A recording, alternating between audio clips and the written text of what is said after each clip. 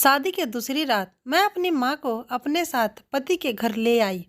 मेरे ससुराल में हम 4 लोग रहते थे। मेरे ससुराल के लोग मेरी माँ का बहुत ख्याल रखते थे, उन्हें अपनी माँ समझते थे। अचानक से मेरी मम्मी गर्भवती हो गई। जब मैंने उनसे पूछा तो वह कहने लगी, मुझे नींद की दवा देकर मेरे साथ गलत करने की कोशिश करते हैं।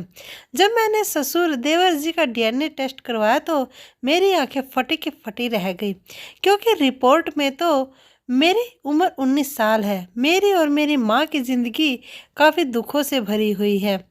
वह कहते हैं ना कि जिनका कोई नहीं होता उनका भगवान होता है। मैं एक जवान लड़की हूँ। मेरे परिवार में मैं और मेरी माँ है, जो कि बोल नहीं सकती, गूंगी है। वह सिर्फ इशारों से ही बातें करती है और बहुत ही ज़्यादा बीमार रहती है। मैं अपनी माँ को डॉक्टर के यहाँ ले गई। डॉक्टर ने उनकी कुछ रिपोर्ट्स करवाई। मेहनत से कभी डॉक्टर के चेहरे की तरफ थी तो कभी डॉक्टर के कमरे से बाहर हर बात से अनजान बैठी अपनी माँ की तरफ, जो कि अपने मुंह से कुछ भी नहीं बोल सकती थी। मेरा दिमाग इस बात को स्वीकार नहीं कर रहा था जो मेरे कान सुन रहे थे। एक ऐसी बात पर यकीन करना जो कि बिल्कुल भी यकीनन सी बात नहीं थी। मेरा सर बुरी तरह से चक्कर आने लगे। मेरे दिल की बहुत बुरी हालत थी और मुझे उल्टी सीधी सांस आ रही थी। मेरे चेहरे पर पसीने के खतरे बहने लगे थे। यह कैसे मुमकिन था? मैंने हथेली से अपने चेहरे पर आए हुए पसीने को साफ किया। बड़े यकीन से डॉक्टर के हाथ से रिपोर्ट ली और उनके कमरे से बाहर निकलकर माँ का हाथ पकड़ा और उसे क्लिनिक से बाहर ले आई। कुछ दिनों पहले मेरी माँ की तबीयत ठीक नहीं थी। वह जो भी खाती उनका जी मचलने लगता था। मुझे लगा कि उनका हाजमा खराब हो गया है, इसलिए उन्हें एक डॉक्टर के पास ले गई। लेकिन जो खबर मुझे सुनने को मिली उसे सुनकर मेरी आवाज़ गम होकर रह गई थी। मुझे डॉक्टर ने अकेले अपने कमरे में बुलाया था। मन बाहर कुर्सी पर बैठी थी।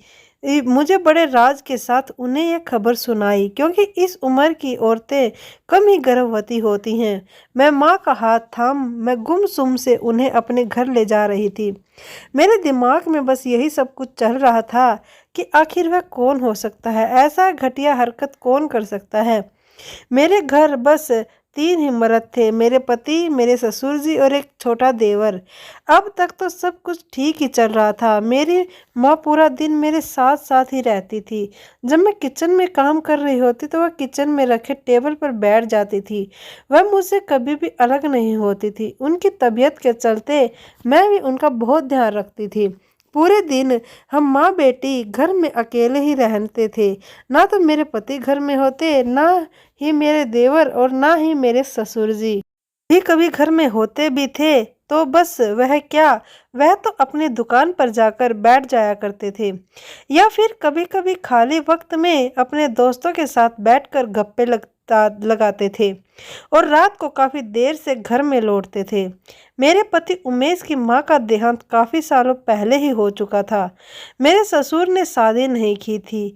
मेरा देवर भी मेरी माँ की बहुत इज्जत करता था। ज़्यादातर वह अपने काम से ही काम रखता था। ना तो उनसे कभी मुझे बेटा कल होने की कोशिश की थी और ना ही कभी मेरी माँ से। बस वह तो मेरी माँ के पास जाता, उनकी खैरियत लेता और उसके अलावा कोई बात नहीं करता था। मेरे पिता के देहांत को 7 साल बीत गए थे। मेरे रिश्ते तो बहुत आते थे, लेकिन मैं शादी एक ही शर्त पर की थी। मैं अपनी माँ को अकेला नहीं छोड़ सकती थी।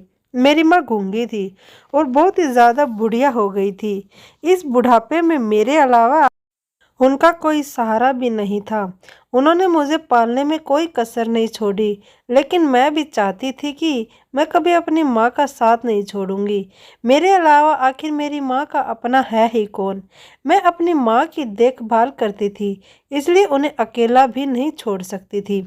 यही वजह थी कि मेरा रिश्ता तय नहीं हो रहा था, क्योंकि जिस घर में पहले से लड़के की माँ मौजूद होती, वह यह बात कैसे बर्दाश्त कर सकती थी कि उसके घर बहू के साथ उसकी माँ भी आकर रहने लगे।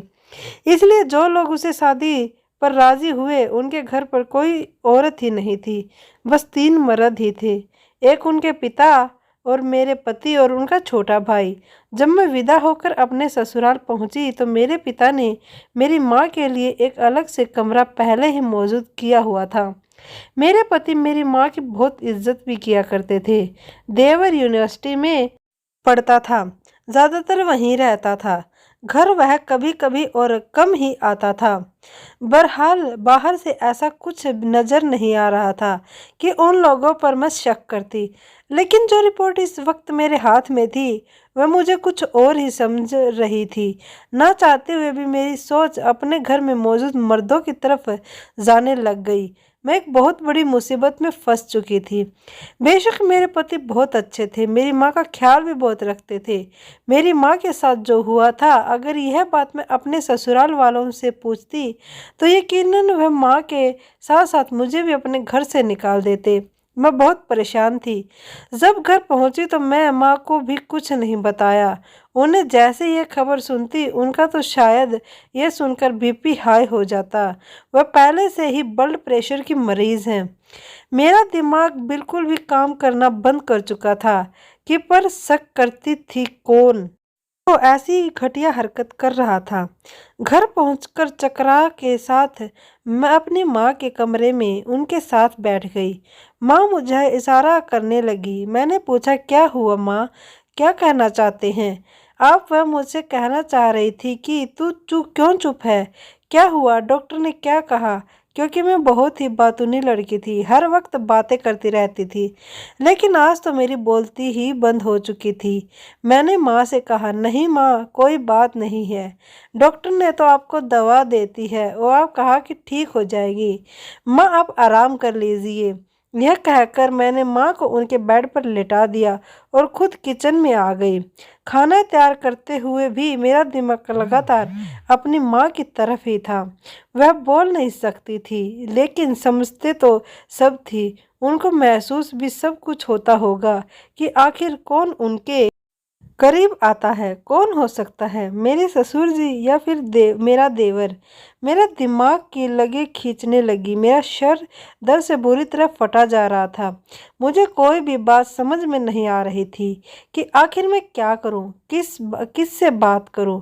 मेरे पति तो अपने पिता और भाई के बारे में कभी भी कोई ऐसी बात बर्दाश्त नहीं कर सकेंगे, और माँ से कैसे बात करूं, कैसे बताऊं उन्हें?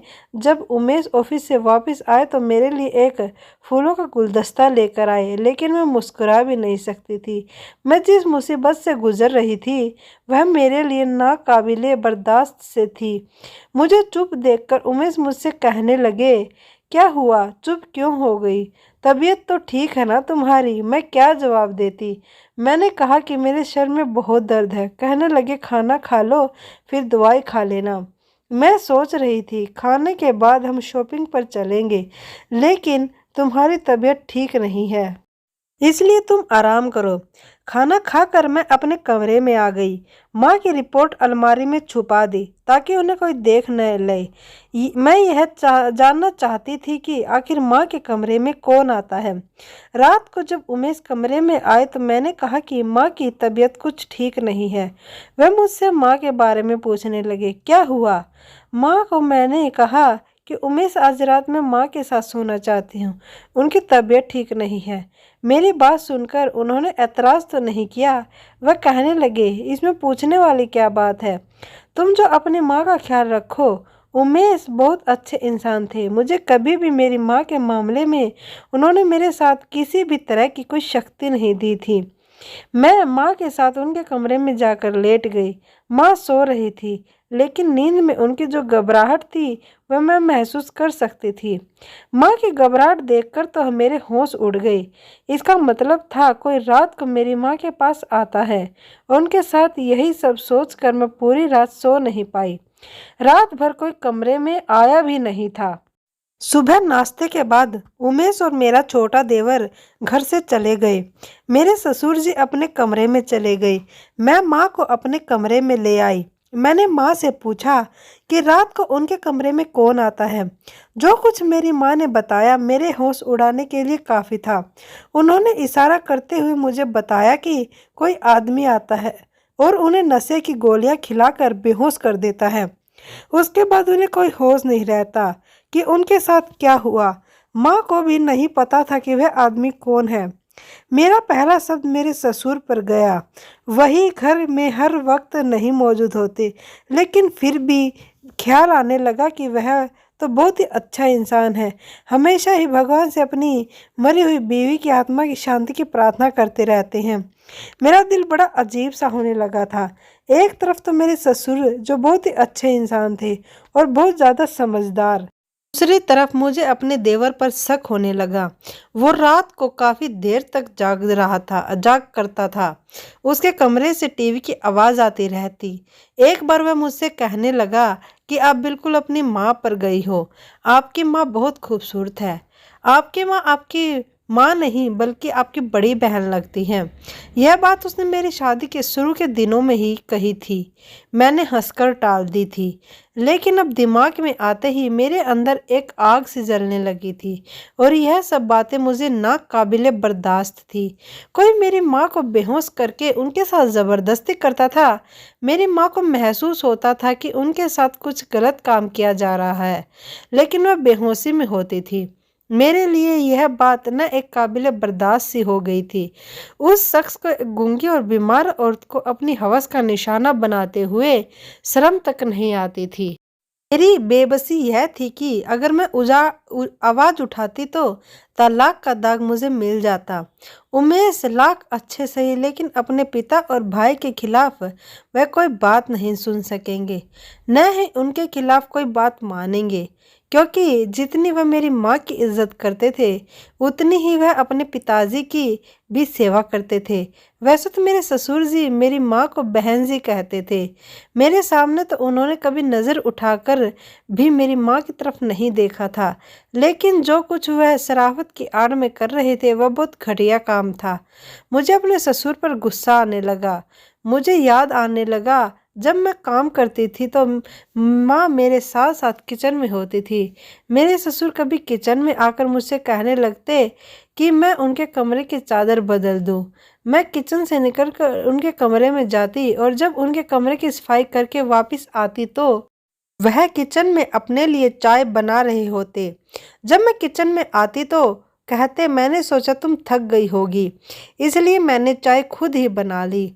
तो वह मुझे मुस्कुरा कर देखकर अपना कप उठा के किचन से निकल जाते।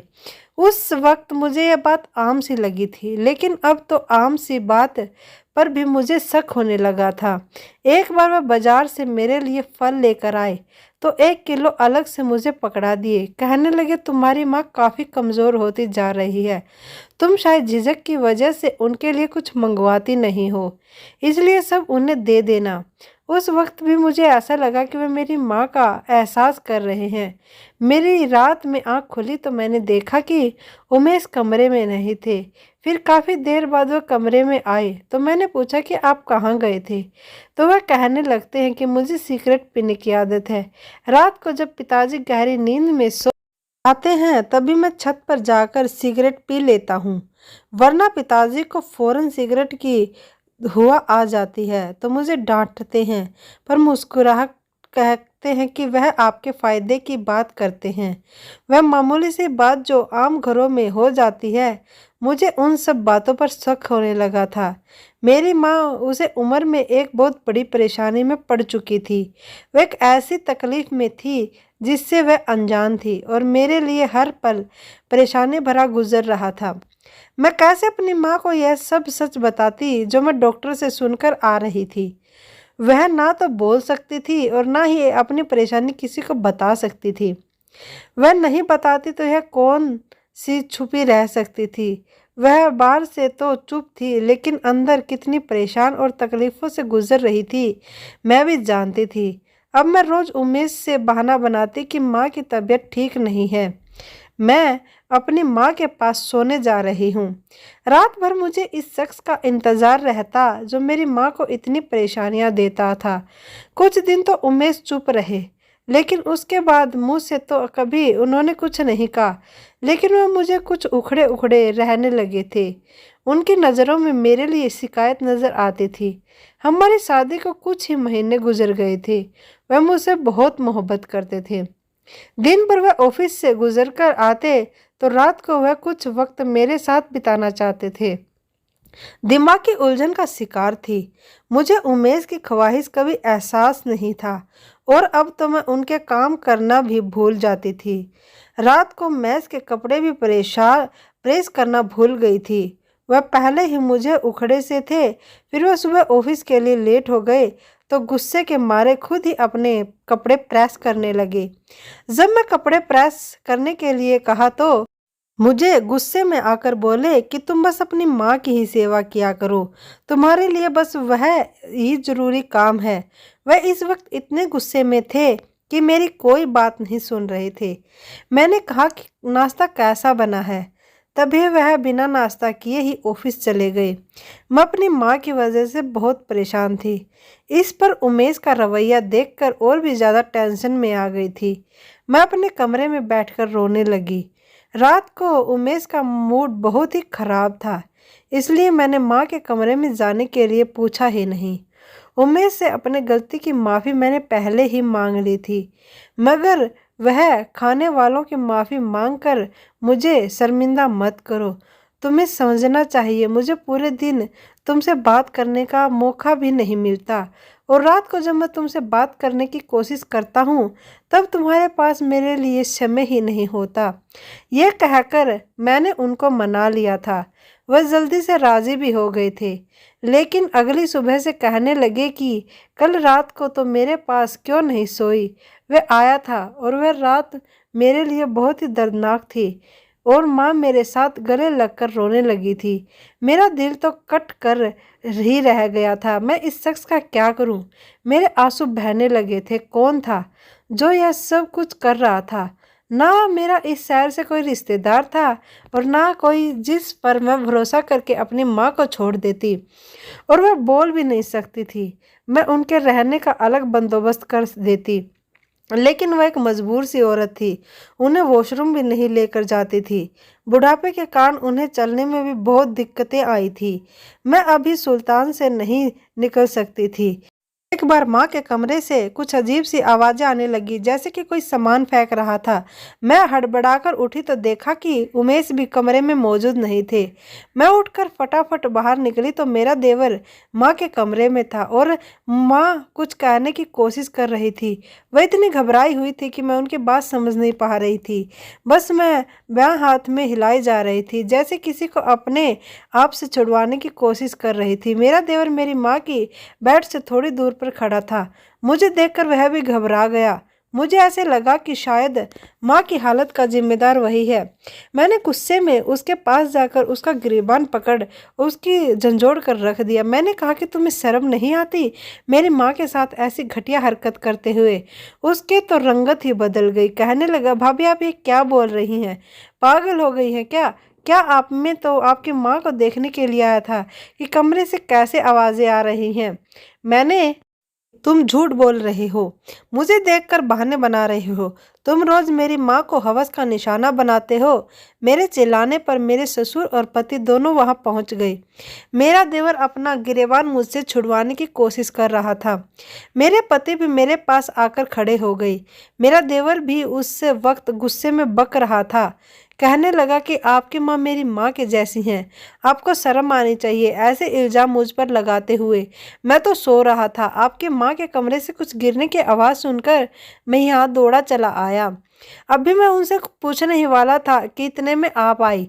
मैंने उनसे कहा कि नहीं, तुम झूठ बोल रहे हो। मेरे पति मेरे हाथ से देवर का गिरेबान छुड़वाया और मुझ पर भड़क उठे। कहने लगे, तुमने इतनी रात को क्या तमाशा लगा रखा है?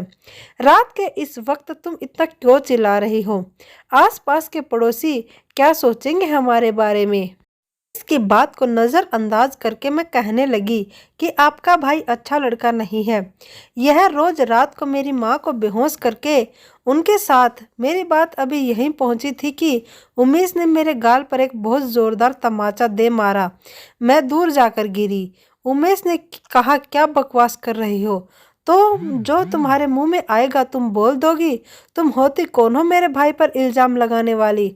मेरे ससुर भी बहुत गुस्से में आ गए।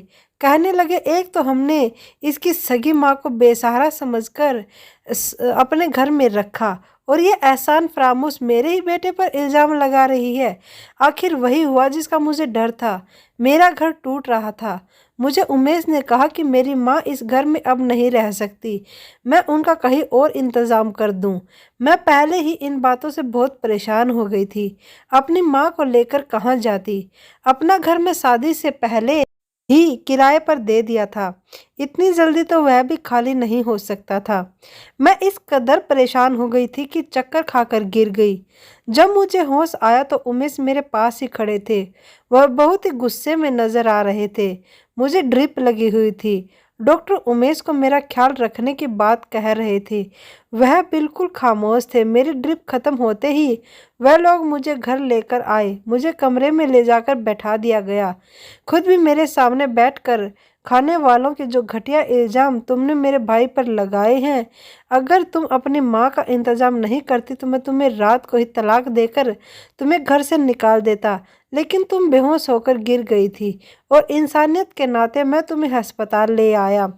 लेकिन जो खबर मुझे तुम्हारे अस्पताल ले जाने के बाद डॉक्टर से सुनने को मिली, उसके मुताबिक मैं तुम्हें अब कभी भी छोड़ नहीं सकता। यह सब सुनकर खुशी भी बहुत हुई कि मैं बच्चों की माँ बनने वाली हूँ। यह मेरे लिए बहुत बड़ी खुशखबरी थी। लेकिन जिन हालात से मुझे गुजरना पड़ रहा था, मुझे समझ नहीं आ रहा था कि मुझे खुश होना चाहिए या फिर अपनी किस्मत पर रोना चाहिए या फिर अपनी किस्मत पर रोना चाहिए। मेरे आंसू बहने लगे। मैं अपनी तकलीफ के हाथों थक चुकी थी। उमेश की बात अभी भी जारी थी। वह कहने लगे, देखो महिमा, मैं तुम्हें बहुत चाहता हूँ, तुम्हारी माँ की भी बहुत इज्जत करता हूँ। हमारे पिता ने हमें औरतों की इज्जत करना सिखाया है। मोहल्ले भर में कभी हमारी कोई बात सुनने को नहीं मिली। जो इल्ज़ाम तुमने मेरे भाई पर लगाया है वह निहायत बेहुदा है। बेहतर यही होगा कि तुम मुझसे माफ़ी मांग लो। पिताजी बहुत गुस्से में हैं। अगर तुमने माफ़ी नहीं मांगी तो तुम्हारी माँ यहाँ नहीं रह सकेंगी। अब तुम सोच लो कि तुम्हें क्या करना है। मुझे तो यह सोचकर हैरत हुई कि तुमने ऐसा सोच भी कैसे लिया।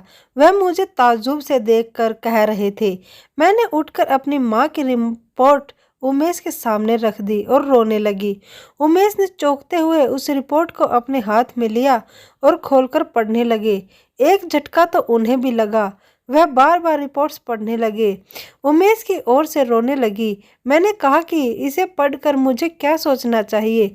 उमेश, मेरी माँ काफ़ी महीनों से यही मेरे साथ इसी घर में रह रही थी और कोई शख्स उन्हें नशे की गोलियां खिलाकर नींद में बेहोश कर देता। उमेश को बोल नहीं सकती और ना ही उससे इंसान को पहचान सकती। क्या जिस वक्त पोशाक उनके करीब आता वह तब बेहोश होती। होश में आने के बाद उन्हें ऐसा लगता कि उनके साथ कुछ गलत हुआ है। मैं किस पर शक करूं? उमेश, मुझे तुम्हारे भाई से माफ़ी मांगने पर कोई एतराज़ नहीं है। मैं अपना घर बचाने के लिए तुम्हारे भाई से हाथ जोड़कर माफ़ी मांग लूँगी। लेकिन मुझे यह बताओ कि जिस तकलीफ से मैं और मेरी माँ गुजर रहे हैं उसका जिम्मेदार कौन है? आप मेरे पति परमेश्वर हैं। आपकी शराफत की मिसाल मैं मोहल्ले वाले से क्यों लूँ? आप मुझे बताएं कि मेरी माँ आपके घर में रहते हुए भी महफूज क्यों नहीं है?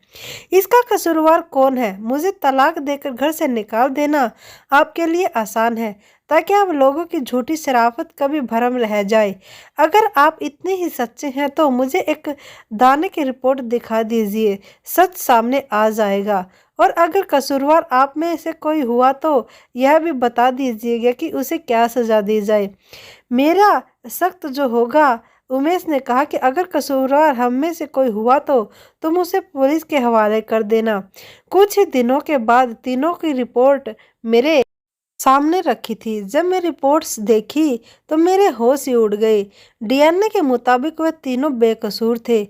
मैं यह भी समझ लेती कि उन्होंने रिपोर्ट गलत बनवाई है, लेकिन उमेश मुझे खुद अस्पताल लेकर आए थे और जिस लेबोरेटरी से टेस्ट हुआ था वह एक जानी मानी लेबोरेटरी थी। आप तो मैं और भी उलझन में फंस गई थी। कौन था जो मेरी माँ के साथ यह सब कुछ कर रहा था?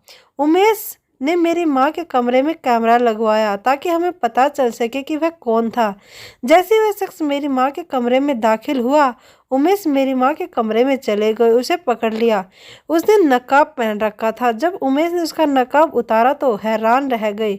वह तो हमारी गली का ही एक भिखारी था।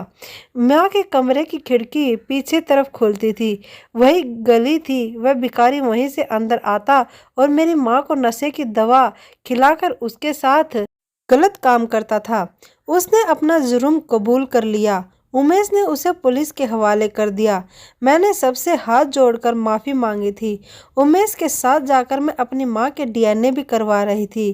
फिर यह सोचा कि हर इंसान बुरा नहीं होता, कभी कभी ऐसा होता है जैसा हमारे सामने होता है। असल में वही सच नहीं होता।